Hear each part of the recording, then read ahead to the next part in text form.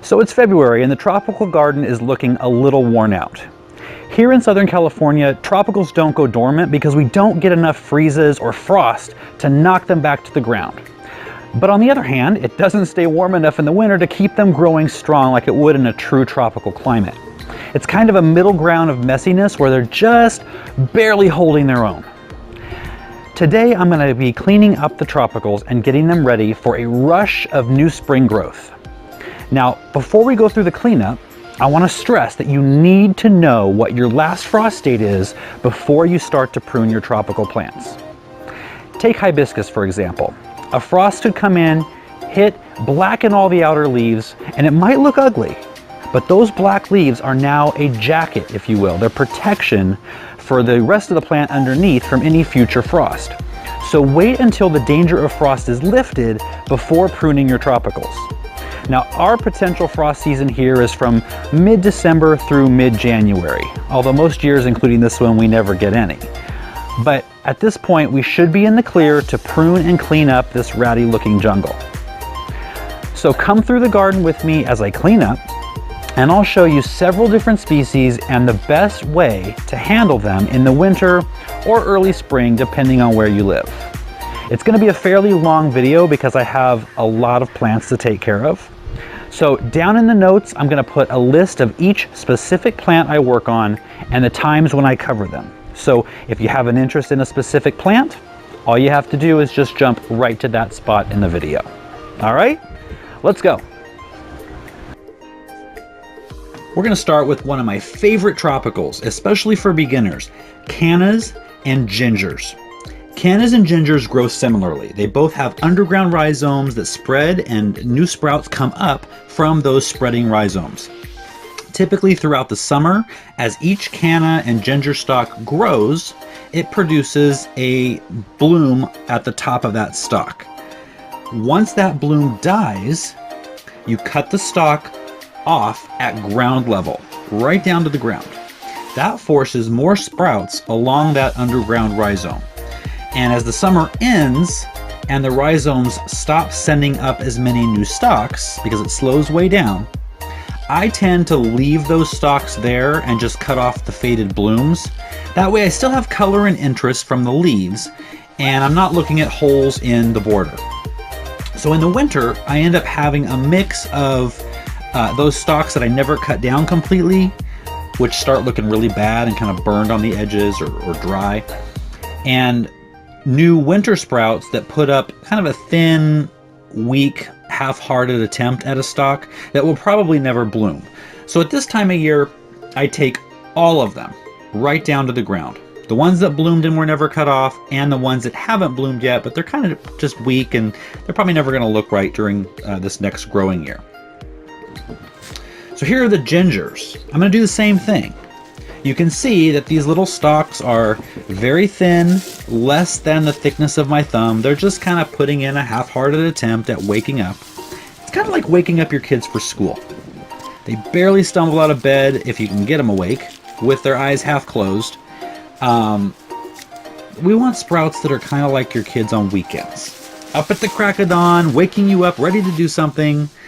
Those sprouts in a month or so are going to push up out of the ground and they're going to be as thick as 2 thumbs. You'll definitely know and see the difference. But as I work here, I can see there's a whole clump of rhizomes kind of pushing its way up out of the ground. I can definitely dig that up and divide it, and I might do that on another video. The next plant is Coleus. Now usually, especially outside of warmer climates, warmer winter climates, Coleus is treated as an annual. And most of the time, even here, it's treated as an annual.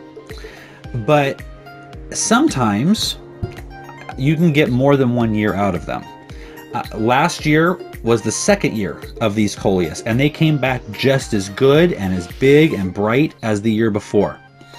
I've lost a couple of them this winter for whatever reason. I don't know. It was a warm winter, but for some of these, they are going into their 3rd year. And so I'm going to do just what I did last year, and I'm just going to cut them way back. Leave a few leaves here, but they're going to start putting out new growth again in no time. So this is the Polka-dot plant. And it's a great little foliage plant all spring and summer. They really put on a show for a low growing plant. A couple of times a year though, they start to throw up these weird bloom spikes, and the blooms are really tiny and not really anything to, you know, be excited about. And I think the spikes actually ruin the look of the plant. They take the attention away from the real show, which is the colorful leaves. So I just chop these down, you know, whenever they come up during the year. But right now I'm going to cut, you know, down below that spiky growth, just to kind of bring it back down so that when it starts to put out, it's going to just have a nice, neat appearance. But it is going to, you know, do like everything else, and it's going to encourage that plant to put out some new leaf growth. Tuberoses are one of the best smelling flowers in the tropical garden. You know, we've got plumerias, we've got gingers, we've got, you know, stephanotis, but tuberoses are the winner. They really are. I mean, they smell so good. They're beautiful. They give you some height, but they don't look so great in the winter. In fact, they kind of disappear below the ground. Now, in zones 8 and below, the bulbs actually have to be dug up and they have to be stored inside for the winter. But at this point, I can just scoop up the dead leaves here and throw them in the compost. And in a month or so, they're going to start putting up brand new sprouts from the bulb underneath the ground. But again, if you live in zone 8 or below, get those out of the ground and then plant them again when all danger of frost is past. Tea plants or cordylines, they really don't need that much care. The only thing to do is to take off the lower dead and damaged leaves. Now with the tea plant, the leaves grow up the stem in a spiral pattern. So just start at the bottom, dead leaf, and just work your way up around the plant. Giving a quick tug straight down on the leaves, they'll come right off. This is one of my favorite water plants or marginal plant for the pond. It's just getting too big, but you can see down in there, there's already some new growth started. What I want to do is kind of get all of this top growth off that are just going to start dying soon. But you don't want to just take off the tops because it's going to leave a lot of dead sticks. So you really want to follow each stem down to kind of the base of the plant and clip them off there. Right down in here. It's a little tedious. You kind of got to take one or two out at a time, but it's really gonna do a lot to making the plant look better throughout, you know, this next couple months, but also give these new shoots some room to grow. So to do this, you can kind of see the new growth coming up. The umbrellas are kind of closed, almost like a backwards umbrella when your umbrella blows inside out. I'm going to take all these right down as far as I possibly can. And this is what it looks like once it's finished. Opens up the center of the plant, lets the light get in, and they're going to really reward you for that. This great looking plant here is called Iracine herbstii, sometimes called bloodleaf. In the summer, this plant produces bright green blooms. And some people like the blooms. I think they're a really cool contrast to the red foliage, but it does tend to ruin the shape of the plant if you let it bloom a lot. So I pretty much keep them well pinched back all summer, and they do grow like crazy. In the winter, it's just kind of time to reshape the plant. I'm going to cut it back by about 50%.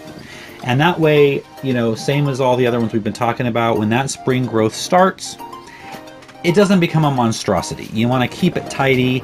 Otherwise, you know, 4 months from now, it's going to be a really leggy plant with all this new growth, you know, 3 feet up and a bunch of sticks down below. So just kind of cut it back by 50% all over, and it's just going to help keep this plant tidy.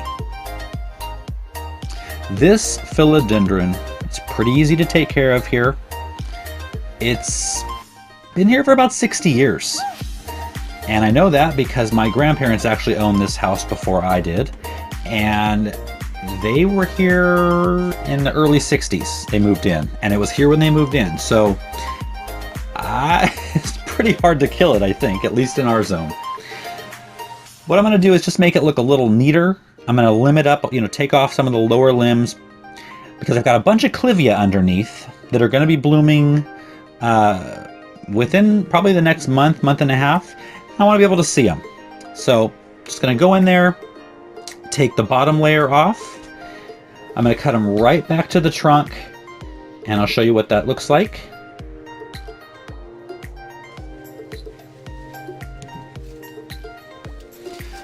Sometimes there's some dead leaves and dead, when the leaves push out, they have this little covering on them that kind of sometimes falls off, sometimes just hangs around in there. I take all that off. This time of year there's not usually any blooms, so I don't have to worry about that. The main job is just getting the leaves, the limbs up, the older ones that are on the bottom, so you can see underneath. Another reason to want to see underneath here is to expose these really cool old trunks. I mean, 60-year-old trunk here with all these aerial roots. You don't get more jungly looking than that. So way back in here, there is a fairly old fuchsia, not tropical. I had put it in here when I first started just to kind of fill in. I had a woodland garden in this area. I actually got this as a cutting about 25 years ago from someone I worked alongside of. She was a master gardener. I worked with her for many years, and it's actually been moved a couple of times to do different houses with me. It's a special fuchsia in that respect, but it's being swallowed up by everything here, and you can't really take care of it very well. So I'm going to attempt to move it to the front yard. It's not going to be easy. The branches are old and brittle, and just in case something happens, I'm going to take some cuttings off of some of this new growth in case I completely mess this up and kill the plant. But it does need to be moved. It's definitely not the best place for it, and it doesn't grow really well here. So I'm going to go take those cuttings, and then I'm going to move this. Wish me luck. Alright, so here's the fuchsia in its new home. I'm going to cross my fingers. I need all you to cross your fingers with me. Like I said, it's a 25-year-old plant, and I'm hoping it works. Well, I've got quite the massacre here, but it's definitely going to do a lot to promote new growth throughout the jungle within the next month or two. But right now it does look a little sad, but that's okay. You know, as gardeners, we have to plan ahead, we have to think ahead and make sure that, you know, what we're doing might not be easy at the moment, but, you know, the outcome is going to far outweigh maybe a month or so of looking a little sparse.